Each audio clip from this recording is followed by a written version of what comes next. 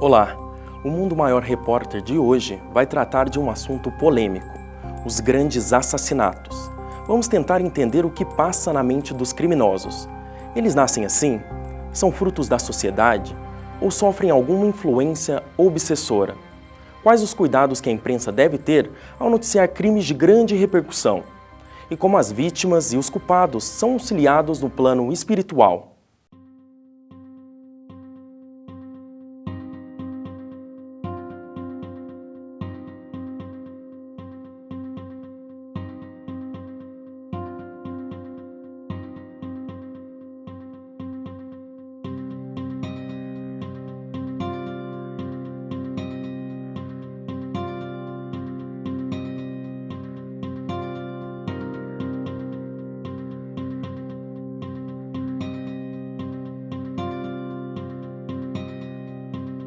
O que leva uma pessoa a matar? Exatamente a inconsciência da lei de Deus que está na consciência. Quando nós colocamos isso na lei reencarnatória, isso tem uma dimensão muito maior, porque nós somos raízes, somos galhos de uma árvore que não tem começo nem tem fim. Então nós estamos sempre aprendendo, e quando não queremos aprender pelo bem, raciocinando, achando que o justo é assim e não assado, nós aprendemos pelo mal, apanhando. A linguagem, né, é a linguagem do amor que nós temos que aprender a falar. Tem a lei do amor e a lei da dor. Você é que escolhe. Você não apanha porque alguém quer bater em você. Você apanha porque você escolheu o mal. Você não fez aquele pensamento do Cristo, orar e vigiar. Portanto, você escolheu o que você está colhendo agora.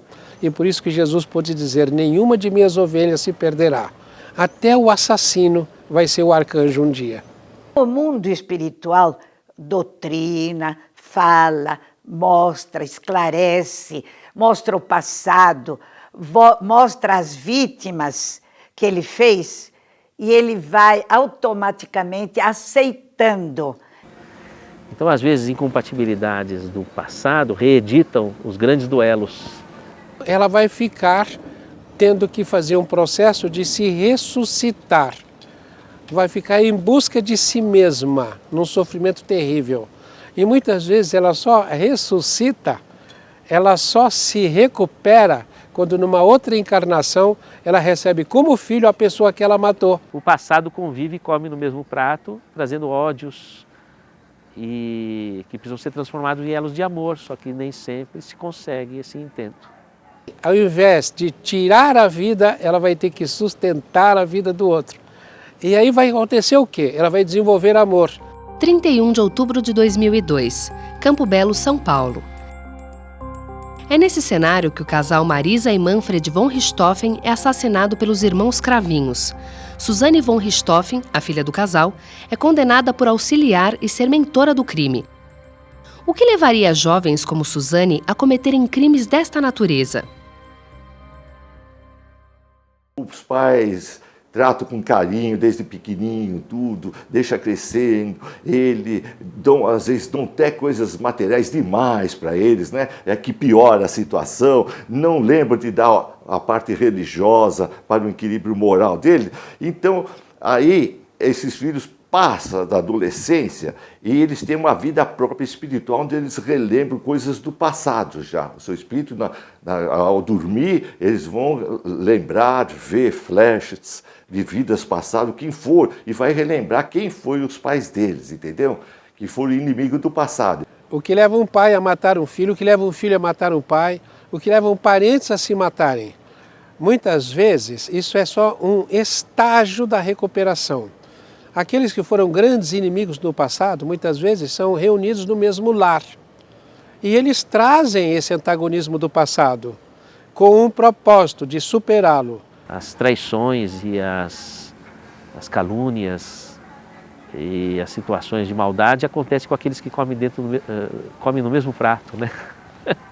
Hoje, a criança cresce sem o beijinho da mamãe e do papai no dedinho, na queda. Ele vai de queda em queda, mas ele não tem a mamãe e o papai. Então, o que ele sofre? Nas primeiras quedas da juventude, ele se vinga. Ele se vinga da sociedade. Isso acontece com vários pais que têm filhos que são inimigos do passado e que nos procuram e vêm sofrendo porque eles tratam mal esses filhos que foram inimigos do passado. Se não fossem filhos, não teriam culpa, entendeu? Mas o fato de ter tido um relacionamento familiar, de pai para filho, vai trazer culpa. Então, as pessoas que fazem esses crimes com parentes sofrem uma intensidade muito grande de culpa e de sofrimento no plano espiritual e vão se propor, noutras vidas, a fazerem esta recuperação, fazendo o quê? Dando amor. Se você ama profundamente uma pessoa, você não vai matar aquela pessoa jamais. Uma mãe que tenha um bebê dentro do útero, que é uma pessoa que ela ama, jamais ela vai querer que aquele bebê desapareça dali, ela quer que ela desenvolva. A gente vê os jovens se vingando da família. É triste, matando. Matando porque ele pede socorro, ele se mata. É a falta do amor, da compaixão, do perdão, que faz com que duas almas se encontrem, às vezes na figura dramática do pai e da mãe. O perdão, muitas vezes, é difícil de entender, assim como Jesus nos ensinou de dar o outro lado da face. É preciso que tenhamos muitas e muitas reencarnações para aprender a lei do perdão. Mas diz André Luiz, através de Chico Xavier, que quem não perdoa, perde. E se perde, porque se você não perdoa e revolta, e você tem que realmente achar que dentro dos seus direitos você pode reaver justiça, então você perde a lei de viver. É melhor aceitar o que não pode ser modificado. Na manhã de 7 de abril de 2011, a Escola Municipal Tássio da Silveira, em Realengo, no Rio de Janeiro, foi palco de um crime bárbaro. O ex-aluno Wellington Menezes de Oliveira, de 23 anos, entrou armado na escola e começou a atirar contra os alunos, matando 12 deles. Os motivos do crime em Realengo ainda são incertos, mas indícios indicam retaliação por bullying e fundamentos religiosos. Eu acho que a gente tem que tomar cuidado, toda pessoa merece cuidado. A gente não sabe o que ela está sofrendo, se ela está sendo, se aquele momento é a panela de pressão, é a gota d'água. Então, às vezes é uma questão da forma física, do jeito de ser, que ela mesma reprova nela e os outros estão sobressaltando. Então ela explode querendo acabar com aquilo, não exatamente matar, mas ela perdeu a consciência, né? E se deixou levar por uma onda negativa que transbordou até as próprias intenções da pessoa. Precisa levar em consideração uma coisa, que o Kardec, quando faz uma pergunta no Livro dos Espíritos, ele diz assim: os espíritos interferem em nossas vidas? A resposta foi: muito mais do que vocês são capazes de imaginar. Via de regra, são eles que dirigem vocês. Então, aqueles que estão aqui encarnados e que têm em si como que uma semente desse impulso negativo, ele é usado por aquele que está do outro lado e que tem esse impulso do qual ainda não se libertou. O exemplo disso, por exemplo, não é um estímulo positivo uma pessoa usar drogas, mas um drogadito, quando passa para o plano espiritual, ele continua drogadito lá e ele precisa de satisfação. Então ele vai procurar aqui quem tem uma tendência a conseguir a satisfação às custas da matéria. O impulso é a não consciência, a não reflexão, é o não controle, a não disciplina da emoção. Então, nós temos que educar. O governo tem que dar amparo a esta criança. Horário maior para que ela possa estar não na rua, nem na mão dos traficantes, mas sendo educada. A família dominando o instinto, a religião educando emoções. A religião é para isto, é religar o homem a Deus. Ele fugiu de Deus, ele briga com Deus. Um momento de atenção, um olhar, uma gentileza. Isso pode bloquear atitudes intempestivas no momento em que a pessoa estava transbordando e perdeu o controle de si e se associou a uma psicosfera espiritual, vamos dizer assim, agressiva. Normalmente, aquele que é vítima, ele é bem recebido porque ele comprometeu-se a um acerto de contas. Um espírito que ele já se comprometeu a este acerto, ele cresceu, evoluiu no mundo espiritual. Automaticamente, ele é bem recebido porque ele fez aquilo que quando nós, por exemplo, temos uma dívida e acertamos a dívida, nós temos em paz conosco mesmo. Então o espírito volta certo na realidade que aquilo que ele assumiu, ele acertou. E o mundo espiritual naturalmente o recebe com o louvor daquele do dever cumprido. E no próximo bloco, desprovidos de compaixão, alguns assassinos usam métodos impiedosos e não precisam de motivos para matar. Como eles e suas vítimas são acolhidas no mundo espiritual?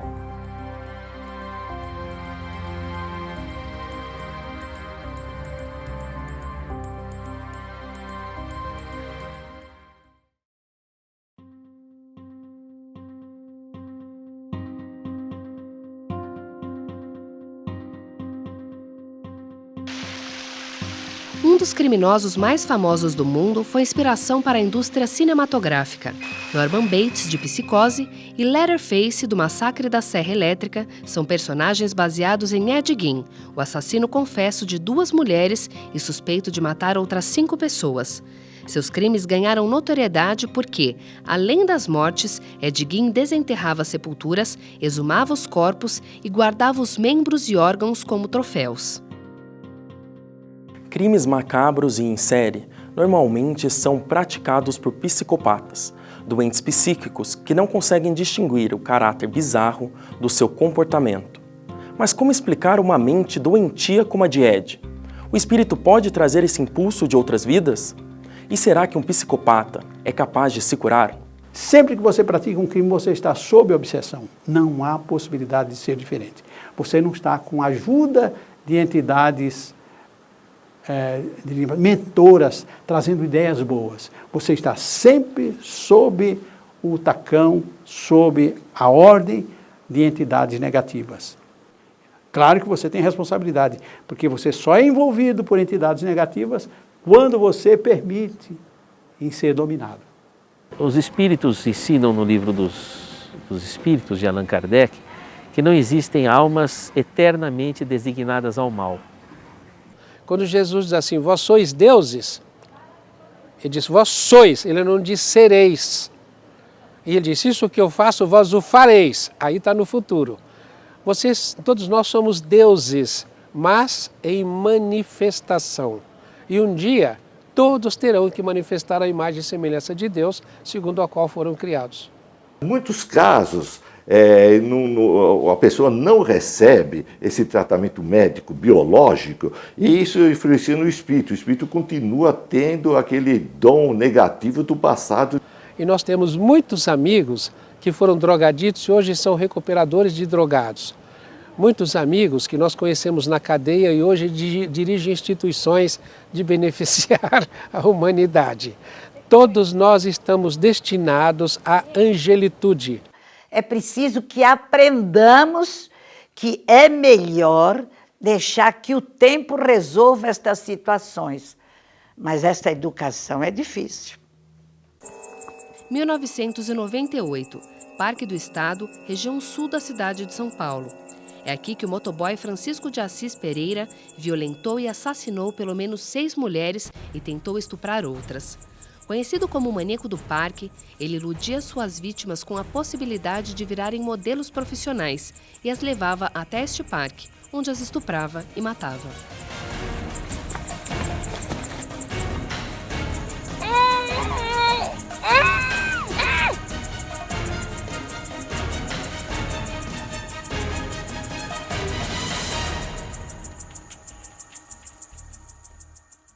O fato de você ter toda uma paixão, um amor, e você, num determinado momento, você não ter aquele cuidado necessário, que é justamente a ideia de você cuidar do seu pensamento, das suas ações, para evitar de você prejudicar o semelhante. muitas vezes você pratica um ato dessa natureza. No caso dos estupradores, a gente sabe que são espíritos que reencarnaram, que trazem em si já um desequilíbrio sexual do passado. Quando há um fato dessa circunstância, por exemplo, de estuprar uma pessoa, né? O ser oposto, a mulher, por exemplo, não aceita, ela não quer aquilo ali, ela quer amizade. Mas o espírito que está do lado de cá, com a quantidade outra de entidades que estão à sua volta, é de tal forma que faz com que aquela cupidez dá a impressão que ele tem que praticar aquilo ali. Então, os seus instintos, diríamos assim, animais, mas animais irracionais, é como se aquilo ali estivesse à sua disposição e ele pudesse utilizar-se.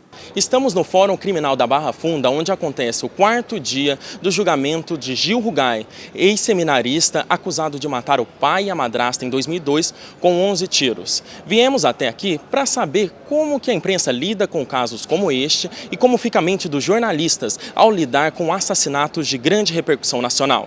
É um desafio muito maior, porque você olha para o réu, você imagina, bom, se ele for culpado, eu não quero que a minha reportagem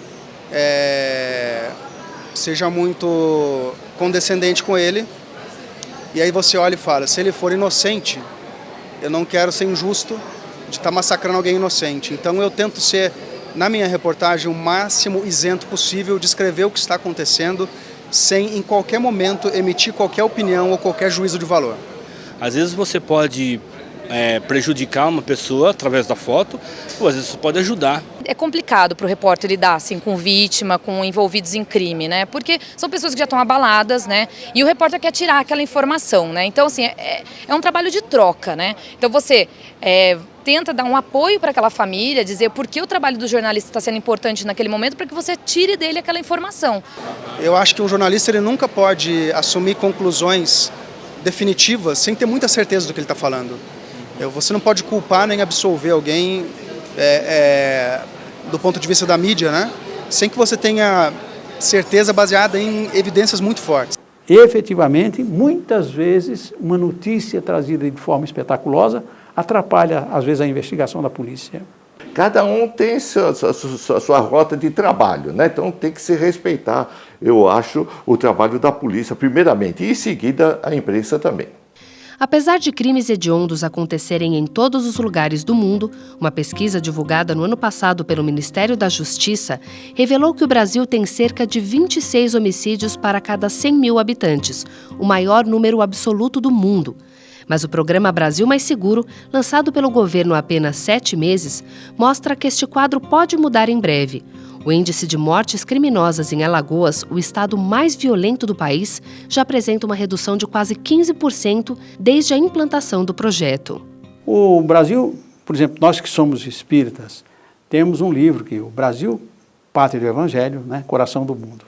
Aqui recebemos todo mundo, não existe hoje, depois da escravidão, depois do século XIX para cá, nós temos convivido muito bem, né? Aqui não tem briga entre judeus e árabes, não tem chinês e alemão, aqui não existe briga entre negros e brancos, nós não temos lutas efetivamente. Muitos crimes do passado, de séculos passados praticados,